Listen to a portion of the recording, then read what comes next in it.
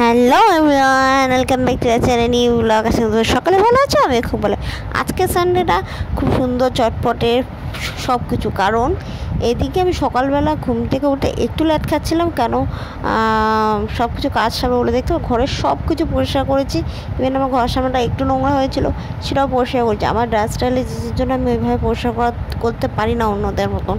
তো আমি যেদিন করি আমাকে সব কিছু একসাথে করতে হয়। তো চলো আমি খেতে বসি, খুব খিদা পেয়েছে। এখানে দেখতে পাচ্ছ ফ্রাইড রাইস হয়েছে, আলুর দম আর বেগুন ভাজা, কার কার ফেভারিট। আর আমি বিকালবেলা পুরো পুজো দিয়েছি, কেন আমি সকাল দুপুরবেলা দিতে পারি, শরীরটা খারাপ করেছিল বলে। এই মুভিটা তোমরা কেউ দেখেছো কি? গানটা খুব সুন্দর, কিন্তু আমি তোমাদের সাথে শেয়ার করতে পারছি না, একমাত্র কপিরাইট ক্লেম চলে আসবে তাই।